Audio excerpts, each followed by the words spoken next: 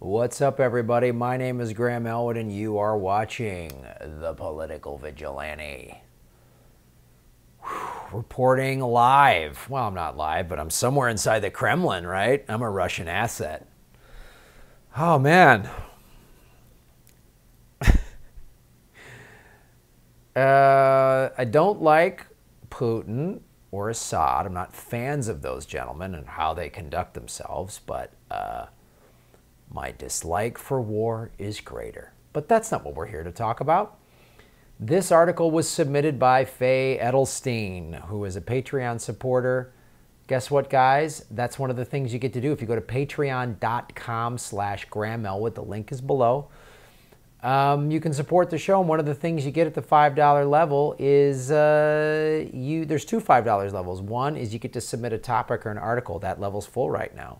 There's also the $5 article where you get early access to the audio podcast, and you get also bonus audio material. So this was submitted. Now she sent a very extensive research paper that was done. It is pages and pages long. I'll put the link to it in the show notes. I'm going to just sort of touch on it because it's really in depth, and it has, 2 pages of reference articles that are in there, which... we're talking a lot about climate change, guys, and it's called Deep Adaptation, a Map for Navigating Climate Tragedy. And one of the things that this is talking about is we're already in the middle of a climate crisis. So we need, it sort of discusses and even debates how should we stop talking about solutions and just talk about how to adapt to this climate crisis that we're already in, and how it's going to affect agriculture, water, weather patterns, which are going to create climate refugees, and governments can be destabilized. And, it's going to cause civil war and all this other stuff. And they're really talking about that. And some of the things they discuss, and even goes into the psychology of it, of if you put out a report that's too negative, people just fall into despair and there's no hope. And one of the things he gets into, and it's something that I sort of hold on to, is that there's a lot of, there's geoengineering, which is, scientists changing weather patterns and adding, like seaweed and kelp back into the oceans to help it grow. And there's a lot of solutions. And one of the things I talk about, and we'll get into it, is one of the things of a Green New Deal would be spending hundreds of billions of dollars on research and development to get this technology that could save us up and running immediately. And we need to spend money into it. Because as I've talked about, green energy is a technology, and like any technology, the more money you put into the research and development of it, it becomes smaller, cheaper, faster, more efficient on down the line. The technology that is being brought to you on this show is a fine example. This is being shot on a nice handheld camera that is better than the best TV cameras of 30 years ago, 40 years ago. So let's get into a little bit. The field of climate adaptation is wide. To illustrate, a search on Google Scholar returns over 40,000 hits of the term climate adaptation. And, we just had a State of the Union from Trump, who, has got his head in the sand. He doesn't have his head in the sand. Let's be clear. Let me back. He doesn't have his head in the sand about climate change. They're all aware of it. All the Republicans, all the Democrats, the head of companies like ExxonMobil and Shell and BP, they're all aware of it. They knew about it 40, 50 years ago, climate change, and they paid to then cover it up. They're all aware of it. They just are too stupid and greedy to realize that their greed will be the undoing of their life and the rest of the planet's life. So let's go into some of the stats here. The warming Arctic has led to dramatic loss in sea ice, the average September extent of which has been decreasing at a rate of 13.2% per decade since 1980. So that over 2/3 of the ice cover is gone.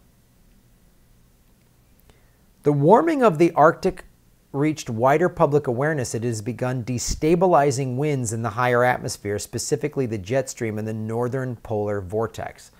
So we just talked about that. Polar vortex just brought all this crazy cold weather into the middle of the country. And what did the mainstream media do? Did they talk about it? Oh man, climate change is creating this? No, Rachel Maddow talked about how it's Russia brought the cold weather. This is the madness of the Russia thing. First of all, it is pushing us into World War III, which is another thing that will end life on planet Earth. And also, it is a distraction from the realities of this sixth extinction event that we are going into, right? There's also, I read about the, they call it the Arctic methane time bomb. So the Arctic, polar ice caps have methane gas in them, and if they keep melting at this faster and more alarming rate, then all this methane gas is going to be released into the atmosphere, and it'll basically kill our oxygen, and it won't be a slow thing. It'll happen quickly, and a lot of people, it'll kill plants and animal life and oxygen, and then we're done. So the polar vortex, which is leading to extreme movements of warmer air north to the Arctic and cold air to the south. So we've talked about with climate change, it takes weather and makes it more severe. And if we lose the Arctic sheet of ice, what the polar ice caps also reflect the sun. So if there's nothing to reflect the sun, then we're just going to keep absorbing, and the oceans are going to heat up, and the acid in the oceans is already killing the coral and marine life and all this stuff like that.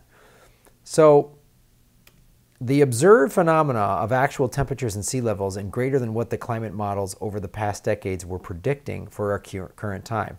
They're consistent with nonlinear changes in our environment that then trigger uncontrollable impacts on human habitat and agriculture, with subsequent complex impacts on social, economic, and political systems.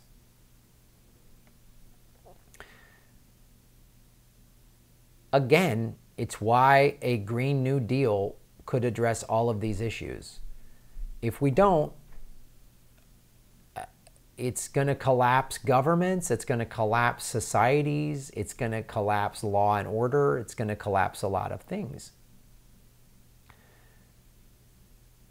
And, you know, it's all the more reason to get behind real progressives. I firmly believe that if we got an actual progressive in the White House, that person needs to then circumvent the Constitution. The way the right, well, not the right, well, the right wing and both, you know, right and left, or Republican and Democrat rather, have circumvented that, you know, we haven't gone to Congress we haven't gotten congressional approval for war since World War II.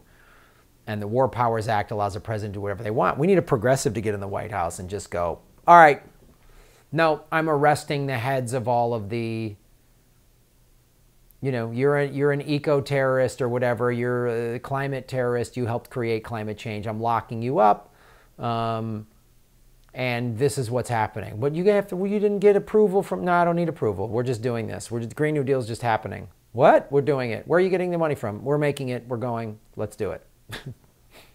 That's what we need.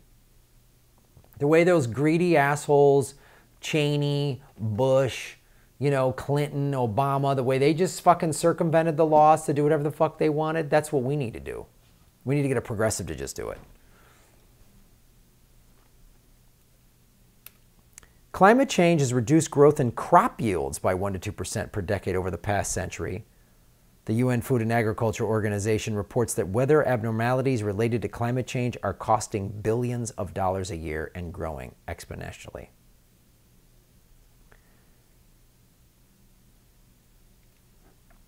But we can see trends. We do not know if the power of human ingenuity will help sufficiently to change the environmental trajectory we're on. Unfortunately, the recent years of innovation, investment, and patenting indicate how human ingenuity has increasingly been channeled into consumerism and financial engineering. We might pray for time, but the evidence before us suggests that we are set for disruptive and uncontrollable levels of climate change, bringing starvation, destruction, migration, disease, and war.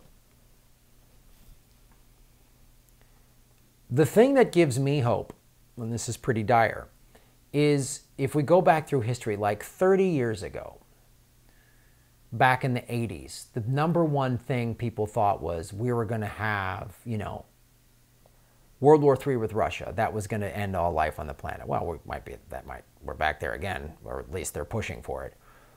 So nobody could have foreseen the wall coming down and all this other stuff. And people thought Japan was going to take over the planet. Nobody saw China coming, or India as economic forces. And nobody saw the cell phone, the technology coming. So what I hold on to the fact is I don't think saying, it's too late, there's nothing we can do. I think we should say we got to do something now. We need to react as though there's a meteor coming towards the planet. And if Rachel Maddow and the morons at Fox and all these other corporate mouthpieces were to actually tell the citizens of this country and the world that this is how serious it was, then we could really get behind it, because we don't know what hasn't been invented yet. 100 years ago, space travel was just like not even a thing. I mean, the cell phone, the smartphone was some sort of Star Trek, Buck Rogers, whatever technology, and now it exists. So if we put research, serious money behind it, we could maybe figure out how to reverse climate change. Maybe there's some scientific discovery we haven't gotten yet. We just got to get behind it.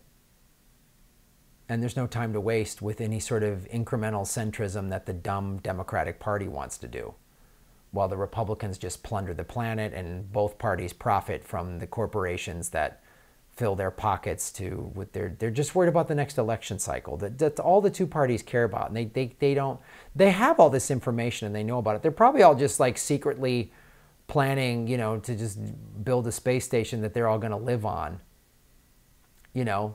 or something. I don't know what, but like, we all need to resist in every means possible, and that's why I say vote with your dollars and support green energy. Don't wait for some politician to pass a law on a thing. Like, we need to do it ourselves. Join the Extinction Rebellion. Get on board with them, because that's what we're going to need. Thank you for watching the show. Please support it. Like, subscribe, watch the ads all the way through. That way, if you click skip ad, I do not get paid. So when you let an ad play all the way through, that corporation has to pay me. Isn't that nice? Go to GrahamElwood.com for all my tour dates. Thank you so much.